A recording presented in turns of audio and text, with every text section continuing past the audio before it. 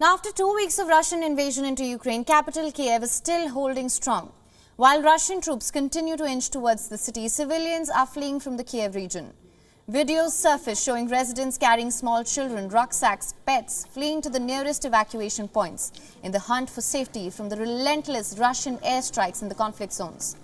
While families continue to flee the war-torn city, the capital has turned fortress to repel the advancing Russian forces. Ukrainian army personnel and soldiers are holding strong. In a video released by Kyiv, soldiers can be seen holding positions on the outskirts of the capital.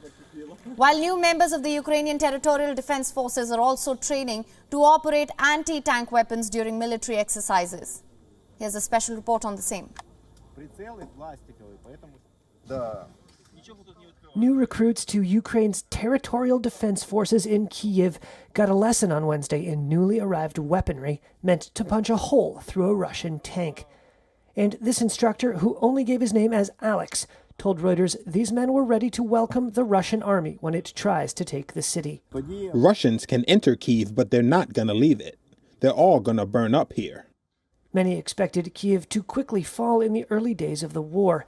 But more than 2 weeks into the Russian invasion, which Moscow calls a special military operation, Moscow's military missteps and tenacious Ukrainian resistance has kept the capital from changing hands. Of course, we understand and see that the enemy wants to seize Kyiv. We understand that very well. Alexei Kuleba is the governor of the Kyiv region. Of course, they were not able to seize Kyiv immediately. Their aim was to do so in 2 or 3 days. This is a well-known fact. They failed because of the heroic actions of our armed forces and ordinary people who stood up to defend our city, our country. He spoke to Reuters about the struggle ahead in almost apocalyptic terms. For us, this is Judgment Day. It is a struggle between good and evil. And either way, we would die, but we would not let them seize our city.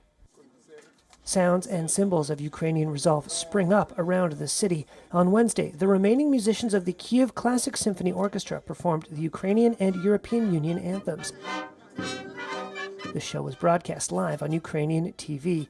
The conductor called the concert an action for peace. That is the message here: praying for peace, preparing for battle. WION is now available in your country. Download the app now. Get all the news on the move.